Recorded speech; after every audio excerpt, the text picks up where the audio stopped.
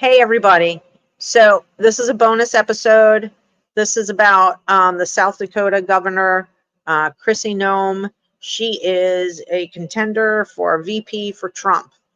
I am not talking about politics. I don't really care about that. That's not why I'm here. So if you have political comments, whatever, keep them to yourself. I don't care. If you want to talk to me about dogs, excellent. Let's talk dogs. Okay, so the reason why it's out now, the story is out now, is because this governor is, again, the contender for VP for Trump, and she just released a book, okay? Now, somebody got a hold of it. I think The Guardian got a hold of this story in the book. So the dog behind me, on the screen behind me, is a German wired-haired pointer, and they have been recognized as a breed in Germany since 1870, and they were introduced into America around 1920 in there. And they were recognized into the UKC, which is the United Kennel Club, in 1948. I can't remember when the AKC, the American Kennel Club, recognized them as a breed. But they're hunting dogs for birds and rabbits, so they're going to be in brush and ponds and lake and all that stuff. So the wire hair is excellent for that kind of activity. And so, this governor is a hunter, which is fine. Whatever. You hunt, fine, whatever. I don't hunt. I've never hunted. I don't like hunting. I just don't. I eat meat. I don't like hunting though. Okay, so that I'm getting that out of the way right now. I'm just going to read from the notes that I took. That's why I'm looking down. So, and this was all over CNN because they're loving it because it's all political, and MSNBC and Fox and just everywhere and all over the internet, and it's a big political thing right now. But again, I'm looking at this from the standpoint of a dog trainer, a dog owner, and we're going to talk about training and basic behavior problems. Okay, this is going to be a pretty short video, but I couldn't let today go by without making this video to address this, because this is what I'm talking about. When I'm talking to you about future-proofing your puppy, this is what we're trying to avoid: euthanasia of your dog. Okay, literally dogs are dying every day because they've been turned into a shelter or a rescue group, and for behavior. And the behavior problem is aggression, whether it's aggression towards other animals, other dogs in the household. Killed a cat, this dog killed chickens, or bit a person, bit a child, whatever the case may be. So the dog, again, listen, remember when I did that, my first guest, Jasmine, and I were talking about the age range of dogs that are turned into shelters. This dog, her dog, Cricket, was 14 months old. Boom, perfect age. So you screwed up your dog like the first, 4 months, 16 weeks, 4 months of age. Okay. You didn't do socialization, maybe. You didn't train it properly to be your gun dog. You didn't do what you needed to do. Okay. Instead, your expectation was you got a hunting dog. You want this dog to go hunt with you. You took it out on a hunt. The dog was like, birds everywhere, ran the birds out, was not interested in the whole hunting thing. Okay. Didn't learn from the other dogs on the hunt. That's ridiculous. Your other dog is not going to teach your dog things like how to catch a bird when the owner shoots him down. Okay, that's a huge behavior chain. Your other dog's not going to do that. Sorry, it's not going to happen. So anyway, I don't want to get lost on that. But here's the thing. People were like, is it even legal to kill your own animal? Well, in South Dakota, it is. There is, I'm going to just click over. I don't think you guys are going to see this, but this is South Dakota legislature, and in one of their statutes, 40-34-1, killing of dog lawful when disturbing domestic animals. It shall be lawful for any person to kill any dog found chasing, worrying, injuring, or killing poultry or domestic animals, except on the premises of the owner of said dog or dogs. So if a dog is on your property and, going after your animals or upsetting them or making them anxious or anything, you have the right to shoot that dog. You do not have the right to go on somebody else's property and shoot their dog. Okay. So it's legal for her to do what she did. Now, that law, hang on a second, that law was established in 1939, okay? That's a really old law. The story goes on, this is all coming from her book, by the way, okay? The Guardian grabbed this part of her book and just is running with it and having a good time with it.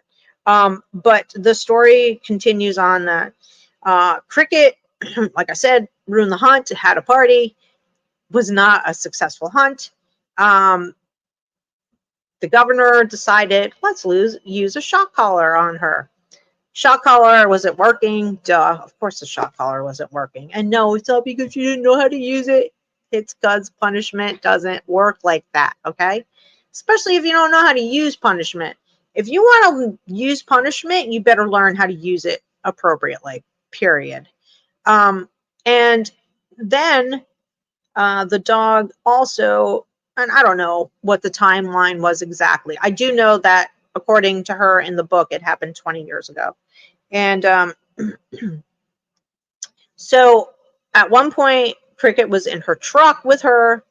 The dog escaped her truck, ran over to her neighbors and killed her neighbors' chickens, several of them.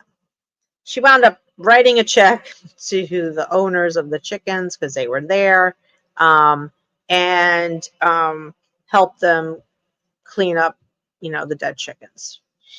At that point, she decided also that Cricket was definitely a hazard to her and other dogs. Supposedly, according to her in this book, Cricket was aggressive towards humans. I don't know if there are any other stories or are there any other documented stories of her biting, but she said that she did turn her head to bite her when she went to grab the dog away from the chickens to get the chickens out of her mouth. She didn't say she made contact, so I don't know if Cricket bit her, but it doesn't seem to. I think if Cricket would have bitten her, don't you think she would have said, and she bit me and I was bleeding and I had puncture marks, da da da da, and she also bit this one and that one. She was aggressive with this dog or this child or whatever. Okay. That's not the case. So she took Cricket to, this is so like, you can't make this stuff up. I mean, actually you can, because this is like, a cartoon or an old Western movie or something. Or, hey, Old Yeller. Anybody remember that horror story that Disney decided to tell? That was so traumatic for me as a freaking child to watch that movie. But it's like she took the dog to a gravel pit and shot the dog on her property, but killed the dog. Okay. Then the story gets worse.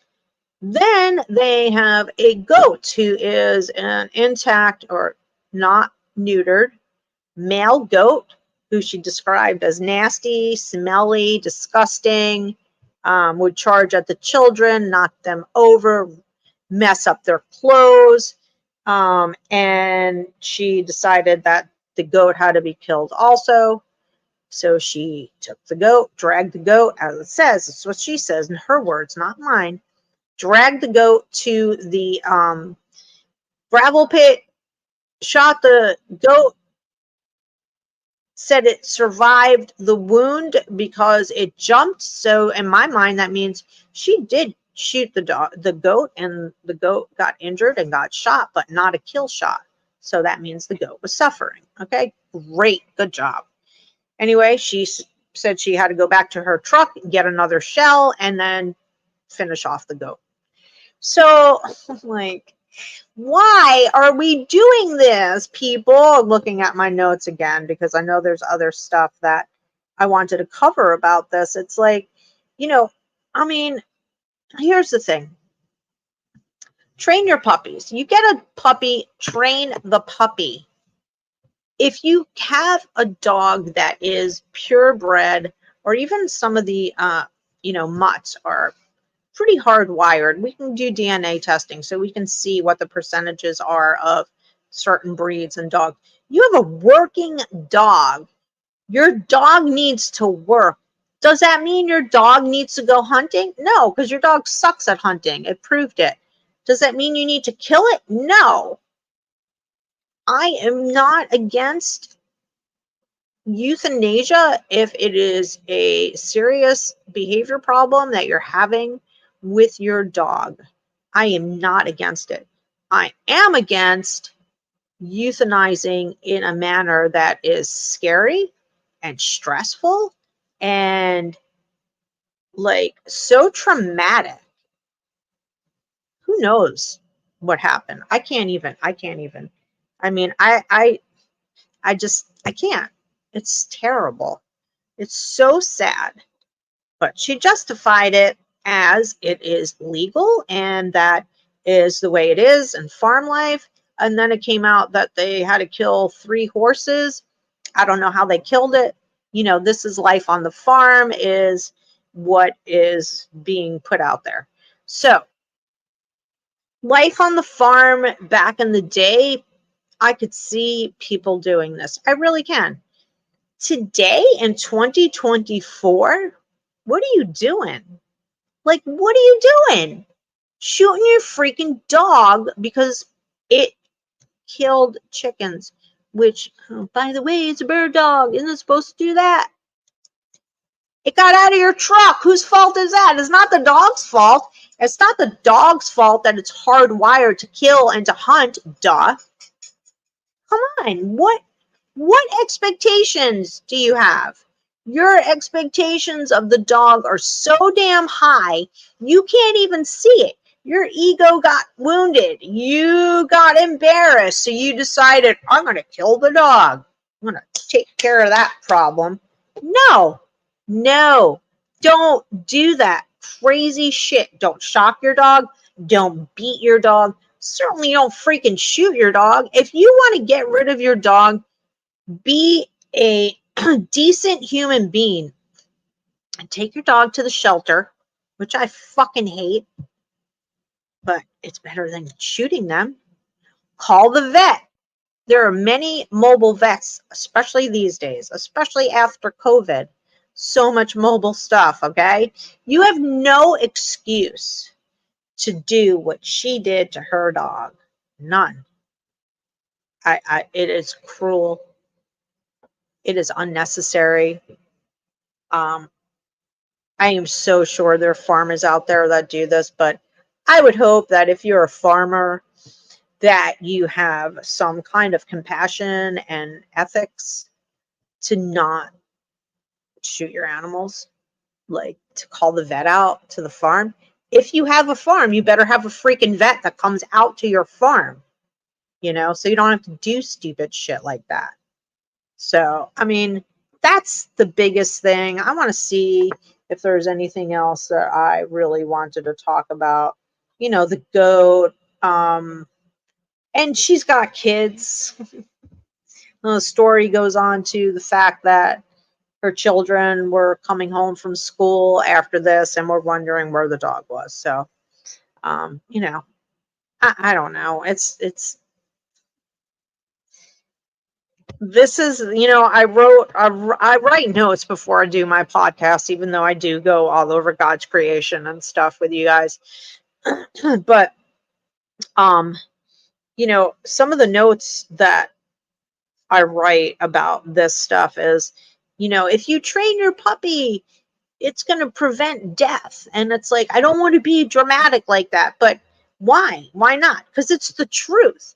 Because if it didn't, we wouldn't have millions of animals, dogs and cats being euthanized every year in this country because we're not training our animals.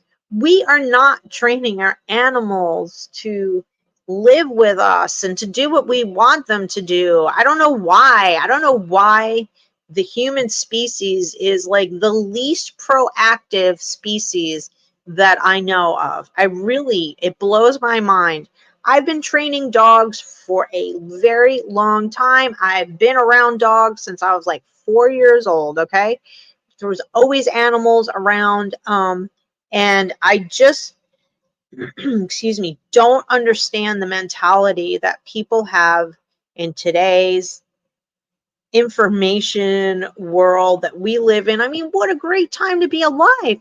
We don't have to do stupid shit and shoot our animals or choke them with choke chains or beat them or, shock them with a shock collar. You push them down. You don't have to do any of this stuff. There is science out there. There are proven methods that can change your dog's behavior, modify your dog's behavior. But even better, people, what really works is future proofing your puppy so you don't have these problems. Okay? So I'm done. Thank you for listening. Please like, share, and subscribe. And talk to me about your feelings and thoughts on this. This was a crazy story. It triggered me. I get triggered so much when I see some of these videos about what people are doing to their dog or what other trainers are recommending to do to people's dogs. It just blows my mind, the methodologies that are still being used alive and well today. And it's just a shame. It really is. So. Anyway, thanks for listening. Bye.